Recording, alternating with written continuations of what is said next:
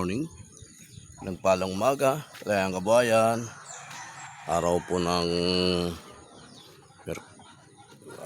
Webes. Kagabi nga, naka-extra sana ang biyahe natin. Kaya lang, nagkaroon ng problema yung langis. Tumagas ang langis. Kaya, inabot tayo ng PCU.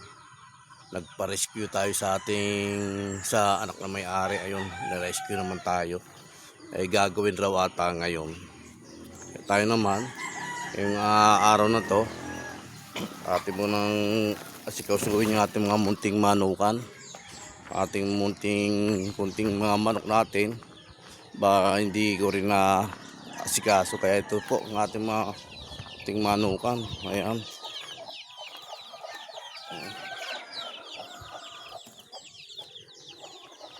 Magpapaligo tayo ng ating mga manok. Ito paliliguan natin, hindi natin napakain.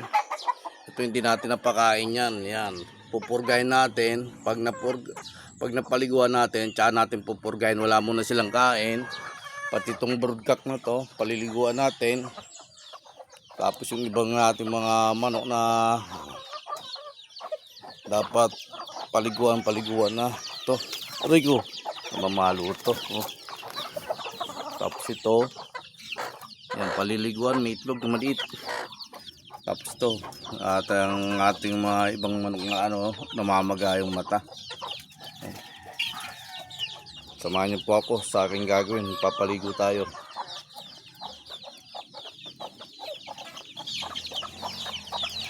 Kaya ating mga alagang sisiw. Ayan. Kakainin muna natin yan. Ito po yung ating nabiling wash out shampoo para sa ating mga alagang manok. Papaliguan muna natin sila. Wala munang kain dahil magpupurga po tayo. Paligo. Ayan. Titimplahin na natin to sa isang timbang tubig.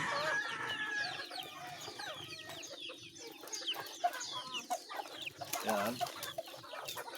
Tapos ilalagay natin to. Wala muna silang kain ngayon dahil pupurgahin natin. Pero papaliguan ko muna. Ay, papakita ko po sa inyo. Ito. Ayan. Agupitan na natin. Ayan po. Lapit natin ang camera. Ayan po.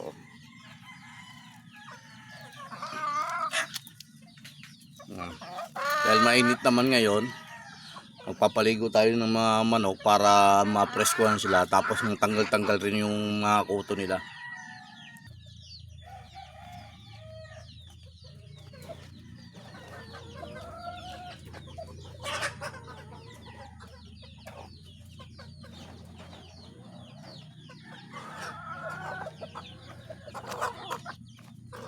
Ayan, dudungis oh. Dahil kumakain kasi sila ng mangga, kaya dudungis oh.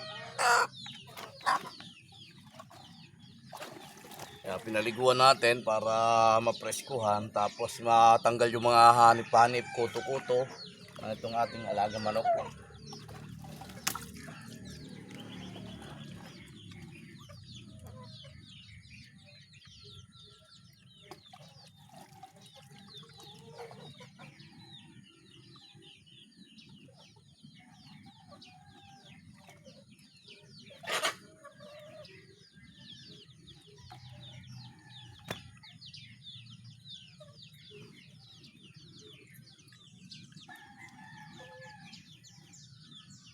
Pag napaliguan mo to, mawala yung mga kuto-kuto, hanip-hanip.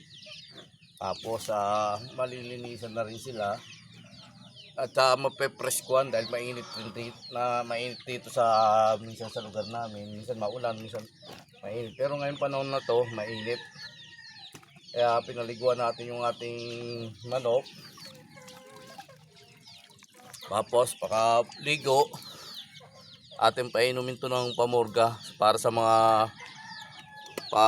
painumin natin to ng pamorga para sa ating mga bulate nila, na matanggal mga bulate na maliliit, yung mga itlog ng bulate, bago natin sila pakainin. Yan. Ngayon napaliguan ko, mamayang gabi pupurgahin na natin to. Yan. Huwag na natin muna isabay. ang pagpurga. Patuyuin muna natin yung balat nito ay yung balahibo. Pag natuyo na, tsaka natin pupurgahin mamayang gabi po. Tuloy natin para matapos tayo, para yung iba naman mapaliguan.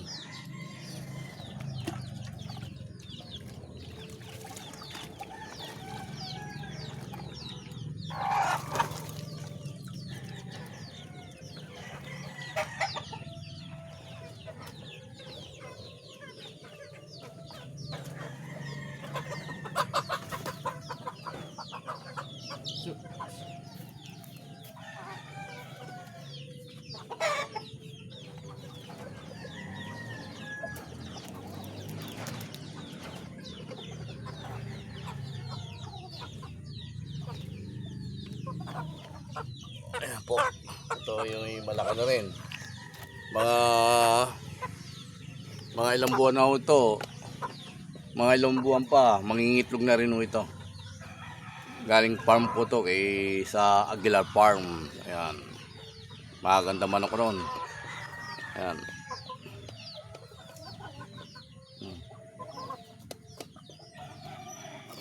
Paliguan na rin natin to.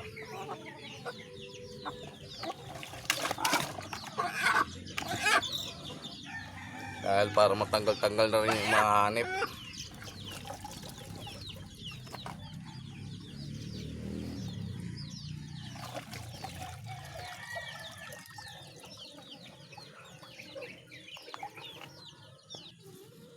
Ito po yung isa nating inahin na nangitlog. Kailang kinulang po sa itlogan. Ibig sabihin, maglilimlim na to. Kailang merong kasing nag-aagawan sila sa pugad. Kaya yung kinulong natin to.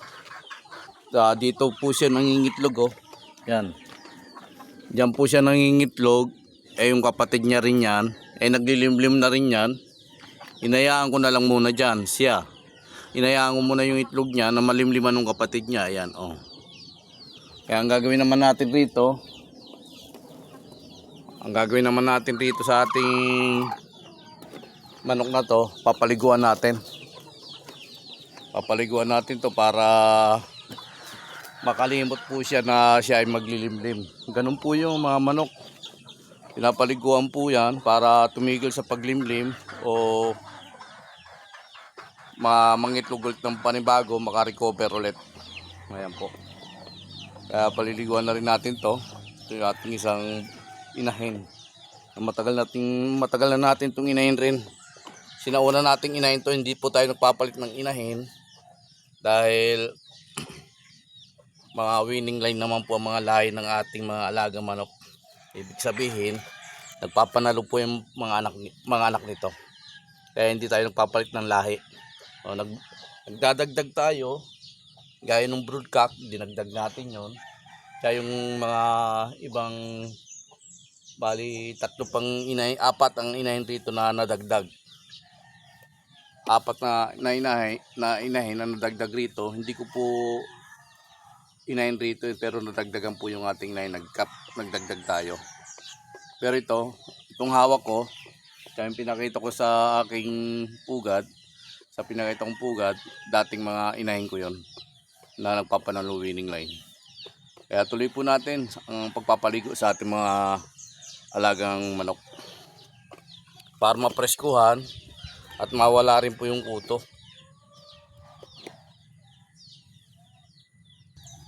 Ito naman pala, hindi na natin pupurgahin to dahil ang tatay nito yung ating bagong broodcock na lemon sweater.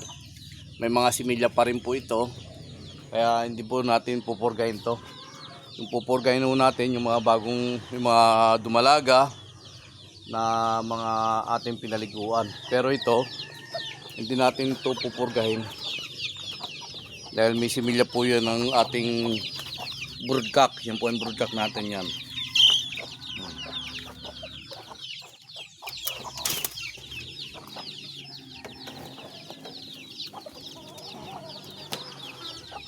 Mayroon pa tayong papaliguan na iba. Ito na po yung ating broodcock na pinaliguan na natin. Ayan. at para mapreskuhan at mawala rin yung mga kuto hanip nito. Ayan, dahil ito ay nangangasawa to sa mga inay natin rito. Ngayon, napaliguan natin, siguradong wala na yung kuto nito hanip. At pupurgayin natin rin to para mawala rin mga bula-bulatin nito o mga bulatin itong nasa loob ng tiyan niya. Pupurgayin natin to. Siguro mamayang gabi na rin po ang purga nito dahil pinaliguan ko at wala mo nang kain-kain to. Sunod na natin yung iba. Sabay magpakain na tayo sa ating mga alagang sisiw.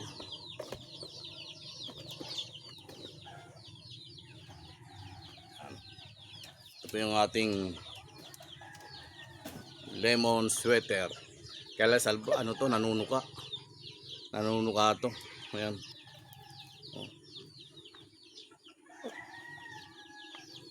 Lemon sweater. Alpasan na natin.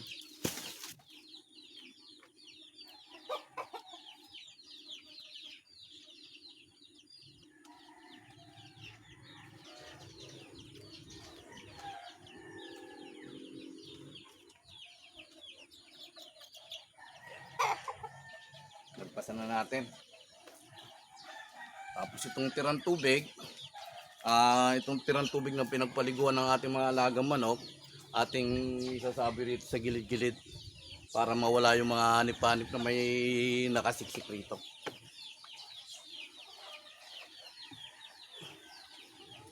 Samahan niyo po ako.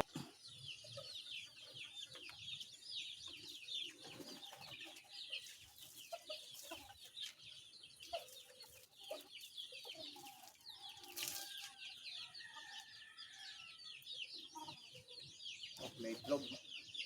Alit ng itlog, oh. Alit ng itlog. May nakuha tayo doon sa kulungan. Lalagayin na lang yan.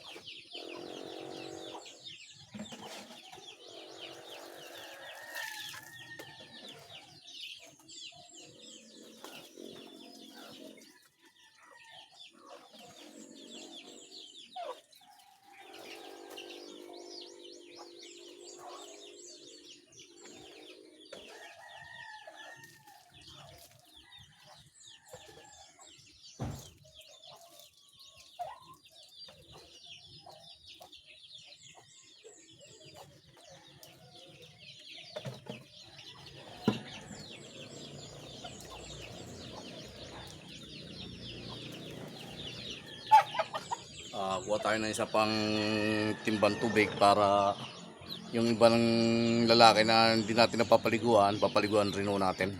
Kukuha lang ako ng tubig.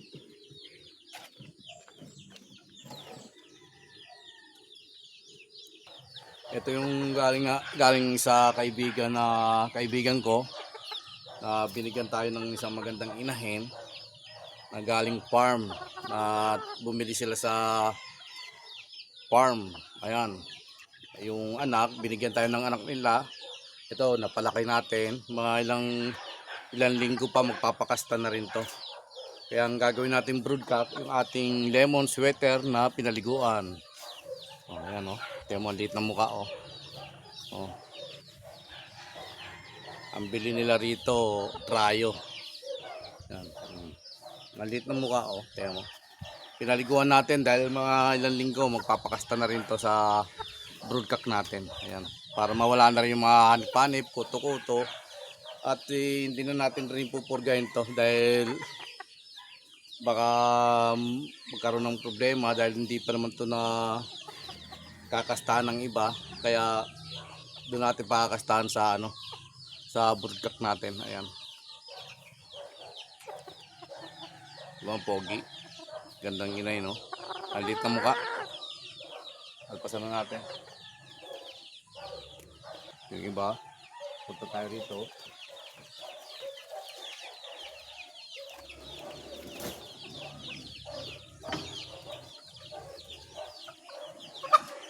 Ayan. Ito na yung ating mga palahi. Pero hindi pa ang tatay nito, hindi po yung lemon sweater.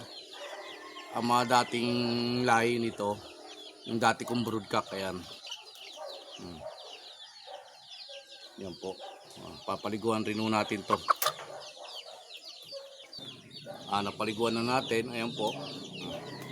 Putulan natin ang buntot dahil medyo hindi maganda yung putulan natin dito para pantay-pantay na po. Ayan. Ayan. Jadi pantay-pantay na po yung buntot niya. Ayan. Ito na ilagay. Wala muna silang kain, wala munang kain dahil pupurgahin natin sila.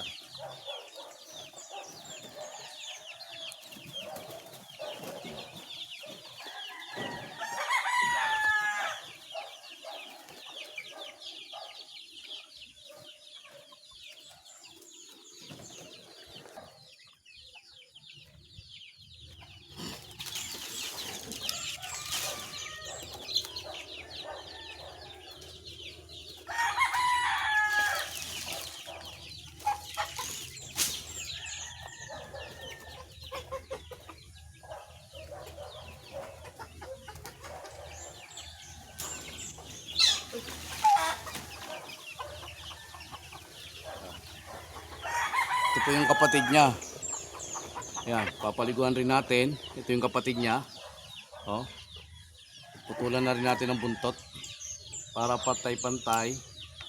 Saka yan, pinutulan na rin natin ang buntot. Yan, papaliguan na rin natin. Oh. Lahi pa rin to ng dati natin mga lahi ng manok. Yung ating mga lemon sweater, may mga lahi na rin po yun. Papaliguan ko muna.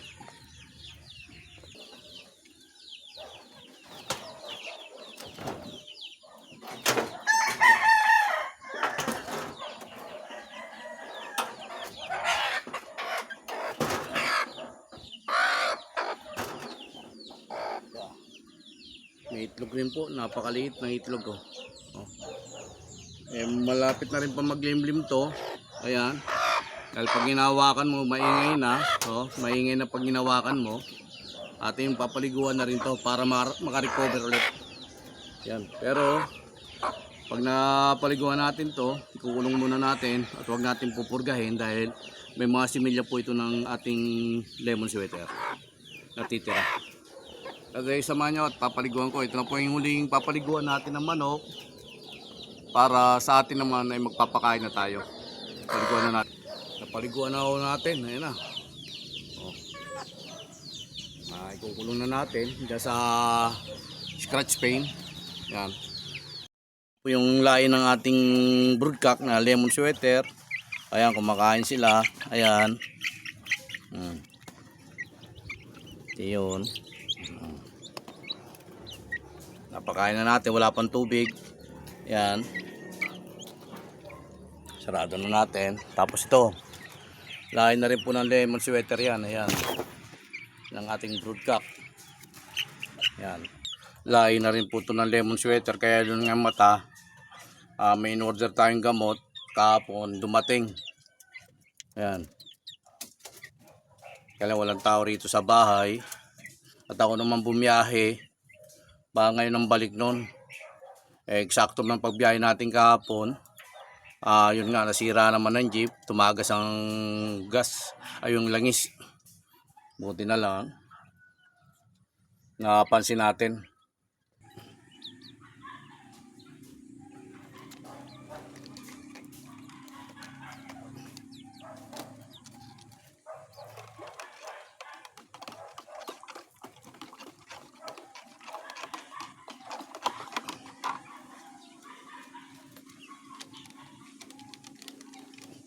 Wala na.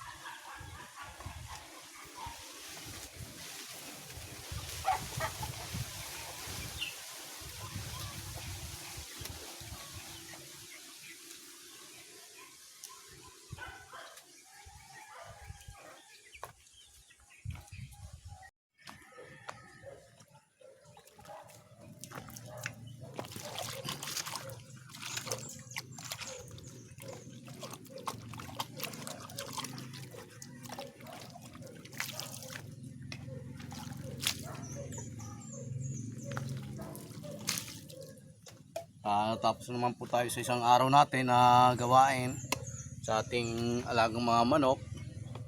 Please follow and share to my YouTube channel. Paki-like, subscribe, Kalayaan Kabuhayan.